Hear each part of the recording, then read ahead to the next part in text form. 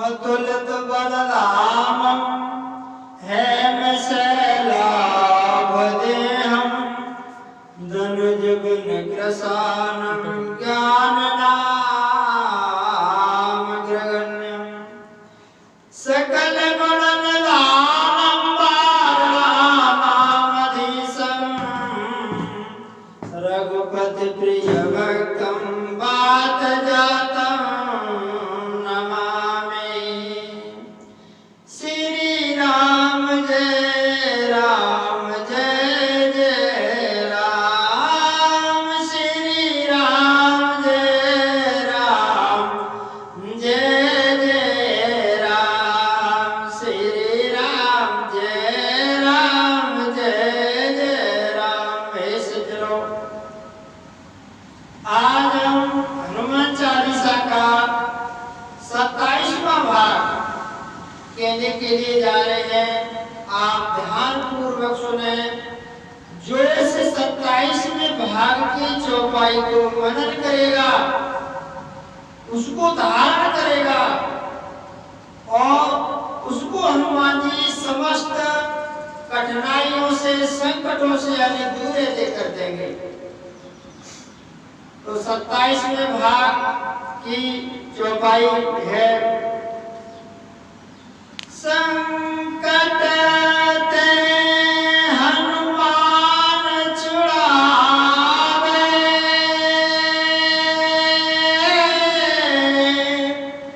मन क्रम वचन ध्यान जो लावे। राम सिया राम, सिया राम जय जय राम। संकट ते हनुमान छुड़ावे। जो हनुमान जी का भक्त है, जो हनुमान जी को मनन करता है, धारण करता है, सुमिरन करता है, वह व्यक्ति समस्त संकटों से यानी मुक्त हो जाता है।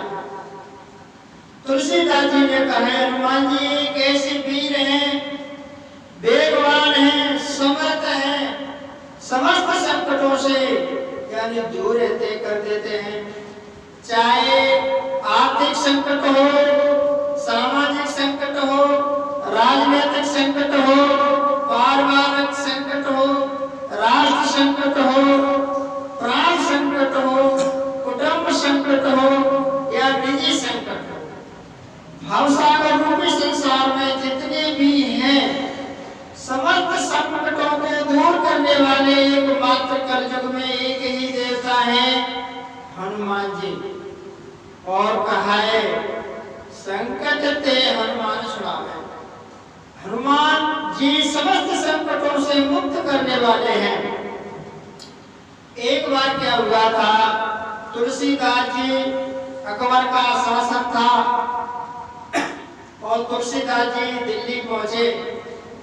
तो तुलसीदास जी को उसने कैद में कर लिया। तब तुलसीदास जी ने हनुमान जी को यानी सुना, जो हनुमान चालीसा जो बनाया है वो अकबर के कैद खाने में ही तुलसीदास जी ने बना करके और गाया। तो वहां इतने बंदर प्रकट हो गए कि समस्त यानी उसका महल था तहस नहस कर दिया। अकबर फिर आकर के तुलसीदास जी के पैरों में गिरा। तब उन्होंने कहा कि हे राजन, आपको इस दिल्ली खाली करनी होगी, यहाँ हनुमान की गढ़ी है। तब यानी हनुमान जी की ऐसी कृपा हुई कि अकबर को वह दिल्ली छोड़नी पड़ी। जो दिल्ली अकबर ने छोड़ी, नई बसाई दिल्ली, उसका नाम नई दिल्ली है। जो पुरानी है उसको पुरानी दिल्ली के नाम से कहते हैं। तो समस्त संकटों को दूर करने वाले हैं। मन क्रम वचन ध्यान जो लावे। जो ये तीन है, मन से, वचन से, कर्म से और ध्यान से, जो भी हनुमान जी के यानी ध्यान करता है, मनन करता है, भजन करता है, साधना करता है, पूजा करता है, तो उसके समस्त संकटों को हनुमान जी हरा ग्रहण कर लेते हैं। जैसे मन, वचन और कर्म, इन तीनों की तिपाई है। अगर इन तीनों की तिपाई एक भी अगर पैर इसमें से डिग गया तो तिपाई यानी खड़ी नहीं रह सकती, वह तिपाई गिर जाएगी। मन से, वचन से, कर्म से इन तीनों की तिपाई ध्यान रूपी रस्सी से अगर बंधी हो तो तुम्हारा भजन, तुम्हारा पंथ, सनातन धर्म सभी यानी सफल हो जाते हैं। जैसे तीन तिपाई है, तुम्हारा मन सही है, वचन भी सही है, कर्म तुम्हारे सही नहीं है तो ये तिपाई आपकी गिर जाएगी। तुम्हारे कर्म सही है, मन सही है, वचन सही नहीं है, यानी वचन पे चलने वाला संत नहीं है, सत्य संत नहीं है, सत्य बोलने वाला नहीं है तो तिपाई गिर जाएगी। अगर कर्म सही है, वचन सही है, मन शुद्ध नहीं है, साफ नहीं है तो तुम्हारे कर्म है, तुम्हारे मन, ये तिपाई गिर जाएगी। तुम्हारा मन सही है, वचन सही है, कर्म सही है, लेकिन ध्यान नहीं है तो ये तिपाई किसी काम के लिए तीनों ही बिखर जाएंगे। इसलिए मन, कर्म, वचन, ध्यान जो लावे, जो भक्त, जो सज्जन मन से, वचन से, कर्म से, ध्यान से हनुमान जी का भजन करता है, सुमिरन करता है तो वह व्यक्ति समस्त संकटों से यानी मुक्त होकर के भगवान परम पद को प्राप्त होता है। तभी तुलसीदास जी ने कहा है, संकट ते हनुमान छुड़ावे, मन क्रम वचन ध्यान जुड़ावे, यानी समस्त संकटों से यानी हो जाते हैं। और तुलसीदास जी कहते हैं, सज्जनों आप सुनो, सभी यानी जितने भी क्षत्रिय थे, परशुराम जी ने 21 बार क्षत्रियों को विहीन कर दिया तो क्षत्रियों के संकटों को दूर हनुमान जी ने किया और युद्ध किया। हनुमान जी ने परशुराम जी से, परशुराम जी को हरा करके क्षत्रियों को भय मुक्त किया था। और किन किन को हनुमान जी ने संकटों से यानी दूर किया, विभीषण को, सुग्रीव को, तुलसीदास जी को और परम ब्रह्म परमात्मा को। परम ब्रह्म परमात्मा को किसी प्रकार के संकट आ ही नहीं सकते हैं, लेकिन मर्यादा में रह करके उन्होंने समाज को दिखाने के लिए उन्होंने ऐसा किया। और लक्ष्मण जी को, मैया सीता जी को, भरत जी को और नारद जी को, सरस्वती को, यम को, कुबेर को और समस्त वानरों को, देवताओं को, ऋषि मुनियों को और योगियों को, तपस्वियों को, सभी के यानी संकटों को यानी हरने किया। मन, कर्म, वचन, ध्यान जो लावे, आदि चौपाई ये है कि मन से और कर्म से, वचन से। मन से किस प्रकार? आप पहले सुने हैं सज्जनों, तपस्या के लिए अगर इसका मन बिल्कुल निर्मल है, साधक का मन बिल्कुल शांत और निर्मल होना चाहिए। अगर मन शांत होगा, शुद्ध होगा, निर्मल होगा तो भक्ति में ध्यान लगेगा। और कोई भी काम हो, जब तक यानी उस काम में आप मन लगा करके कहेंगे, मन लगा करके करेंगे तो वह काम अवश्य ही यानी पूरा हो जाएगा। इसलिए पूर्ण रूप से तुलसीदास जी ने कहा है रामायण के माध्यम से, मंत्र जाप मम द्रवे श्वासा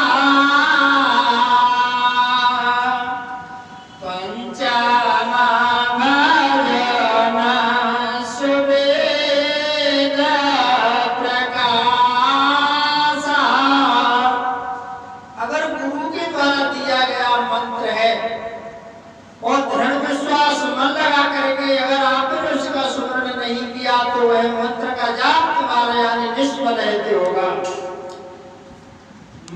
कैसा होना चाहिए, बिल्कुल निर्मल। तुलसीदास जी ने कहा निर्मल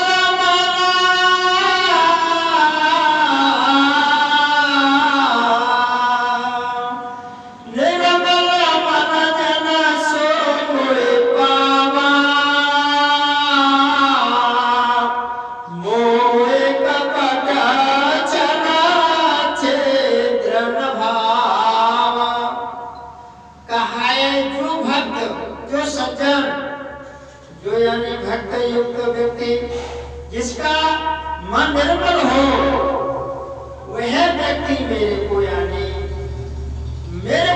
पसंद है। मुझे छल कपट काम क्रोध लोभ मोह अहंकार से युक्त व्यक्ति मुझे अच्छा नहीं लगता। इसीलिए देवी भागवत पुराण में भी कहा है मनोवाक्य शोधाना राजस्तीरथ पदे पदे तथा मनन वेताना गंगा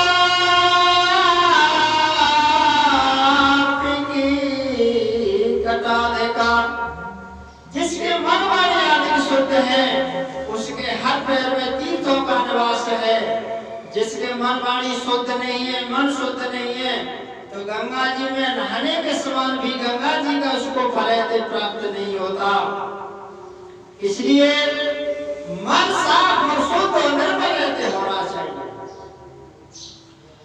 वह मन साफ खान पान का भी बहुत ही असर होता है।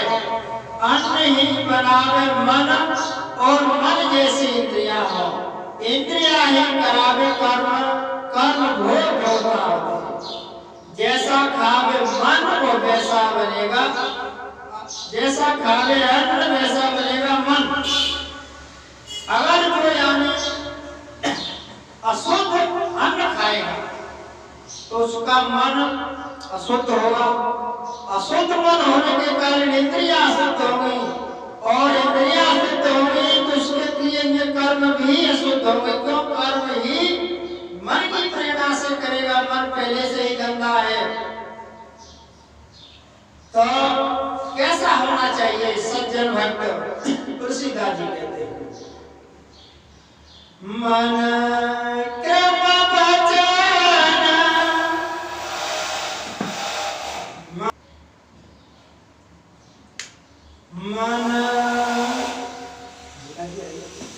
मन ते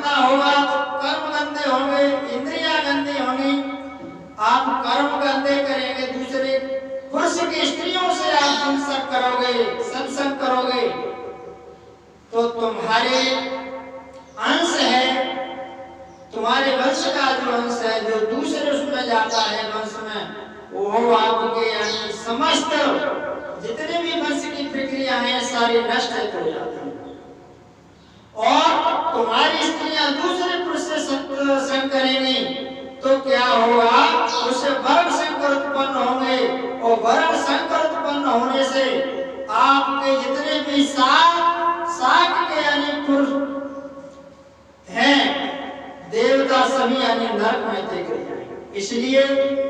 मन कैसा होना चाहिए कि जननी सब जाने पर नारी, और पराई स्त्री को देवों के समान दे देना और धनों को विष के समान दे देना।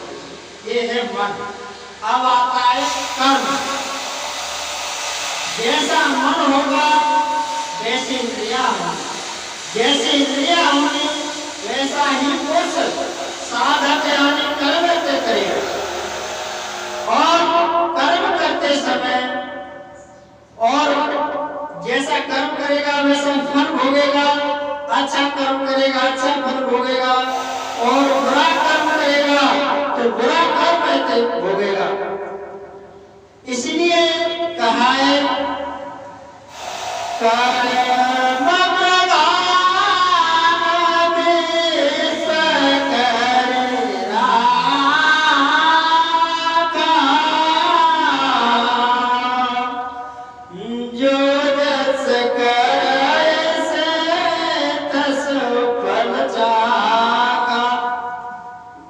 जैसा कर्म करेगा वैसा फल मिलेगा। और कहते हैं कर्मण्यवाधिकारस्ते मा फलेषु कदाचन। हर व्यक्ति का कर्म करने में अधिकार है, फल में अधिकार नहीं। फल तो ईश्वर के अधिकार में। जैसा आप कर्म करोगे वैसा ही यानी फल मिलेगा। और अच्छा कर्म करेगा तो हनुमान जी उस साधक को, उस व्यक्ति को तुरंत ही यानी अपना लेते हैं, मन से, वचन से, कर्म से। वचन साधक को सत्य धारण करना चाहिए, सत्य व्रत धारण करना चाहिए, सत्य कहना चाहिए, और सत्य कहकर को सुने, सत्य का पालन करना चाहिए। वचन जो सत्ययुक्त होना चाहिए, जैसे कुटुंब, परिवार, राष्ट्र, लोक, परलोक में, ब्रह्मलोक में, इस लोक में, और रामायण में भी कहा है कि सत्य पर चलने के लिए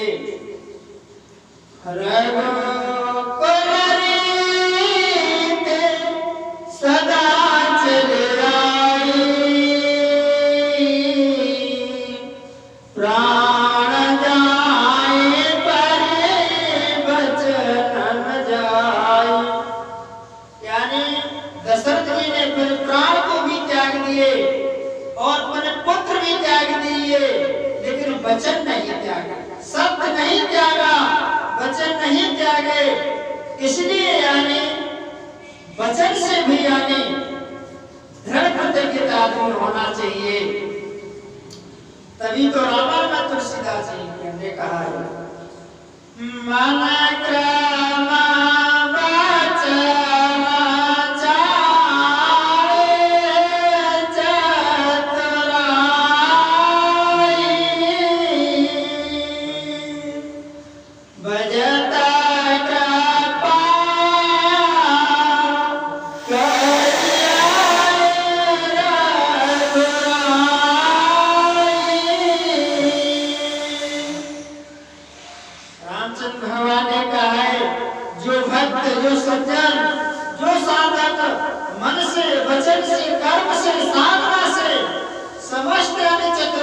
छोड़ करके, विषय विकार को छोड़ करके वो मेरे को भजता है, उसे मैं सहज में ही अपना लेता हूँ। इसलिए हे सज्जनों, मन से, वचन से, कर्म से वो भगवान को यानी भजना चाहिए। और संत का वचन ऐसे होना चाहिए जैसे कहते हैं मोर वचन चय परिवे फीका, और संत वचन पत्थर की लीका, यानी पत्थर के लीक के समान। अब आता है चौथा ध्यान। ध्यान कैसा होना चाहिए? ध्यान भक्ति कहा, ध्यान साधक का इस प्रकार होना चाहिए कि सामने से गुजरते समय, सामने चाहे वाहन हो, बातचीत कोई कर रहा हो, बारात जा रही हो, बिल्कुल उसमें ध्यान नहीं हो, केवल जहां जिसका ध्यान है वही होना चाहिए। और जो वातावरण की साधारण हलचल है, वे वातावरण की साधारण हलचल साधक को विचलित नहीं करे, ध्यान भंग नहीं हो, ऐसा पक्का यानी ध्यान ऐसे होना चाहिए। जैसे रामचंद्र भगवान कह रहे हैं,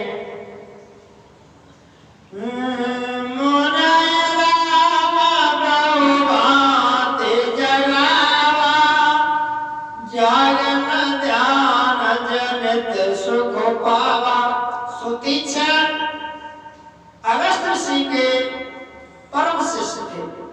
जब सुतीक्षण जी के पास रामचंद्र भगवान गए, वो उनको जगा रहे हैं, लेकिन वो जग नहीं रहे, उनका ध्यान इतना मग्न में ध्यान हो गए भगवान के कि साक्षात परम ब्रह्म परमात्मा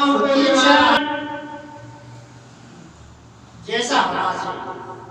साक्षात परम ब्रह्म जगाने पर भी ध्यान भंग नहीं हो रहा है। जो उन्होंने अपना रूप रामचंद्र भगवान ने परम ब्रह्म परमात्मा ने सुतीक्षण के हृदय में से हटा दिया, तो मुनि को लाए उठा तब कैसे, तब यानी मुनि शरत हुए। तो ध्यान ऐसा होना चाहिए। ऐसा ध्यान कब होगा?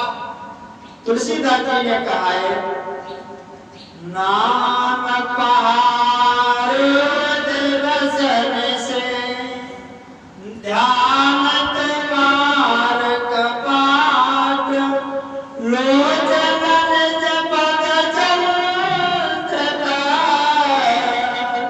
जाय प्राण कहवान।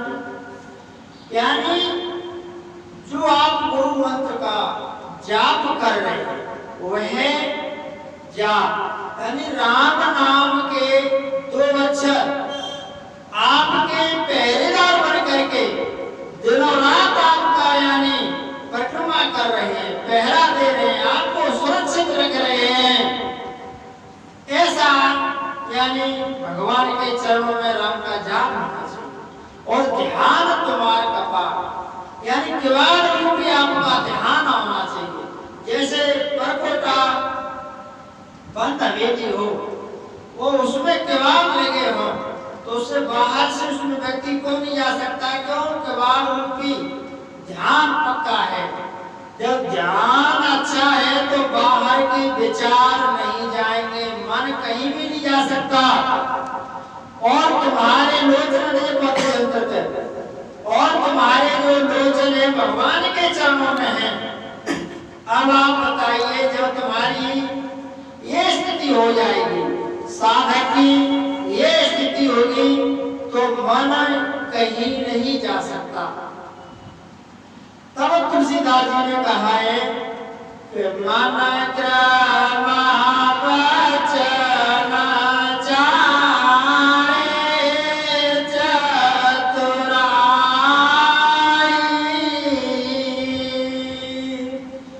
बजता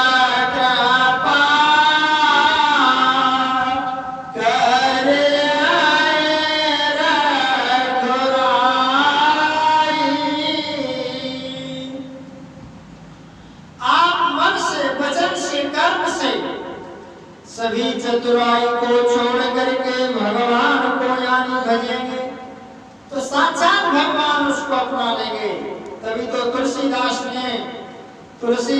ने हनुमान चालीसा के माध्यम से कहा है कि मन कर्म वचन ध्यान जो लावे। मन से, वचन से, कर्म से, ध्यान से यानी उसको लाता है, तो हनुमान जी उनको अपनी शरण में दे देते। और रामायण में भी तुलसीदास जी ने कहा है कि जब सीता जी धनुष टूट रहा था, भंग हो रहा था, तो सीता जी मन ही मन में क्या कह रही हैं? तन मन वचन मोर पर साचा,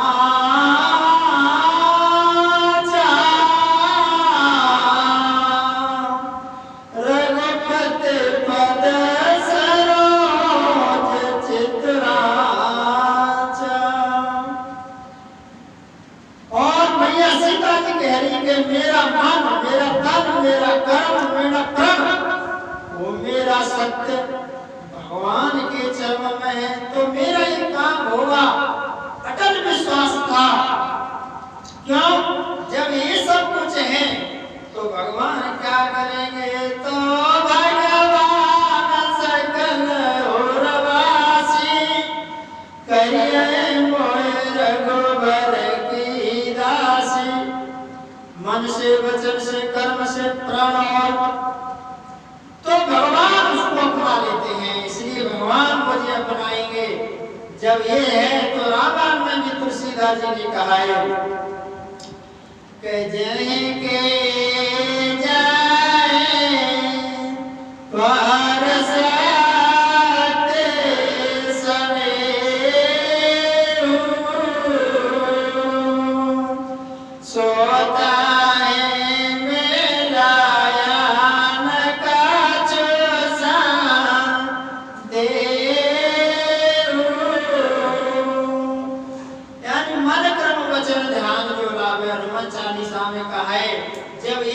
हो जाती है तो हनुमान जी उसको यानी तुरंत ही अपना लेते हैं और उसका साधक का सत्य से होगा और कर्म पर यानी वचन से, मन से, कर्म से होगा तो वह हनुमान जी यानी मिल के ही रहेंगे। क्यों?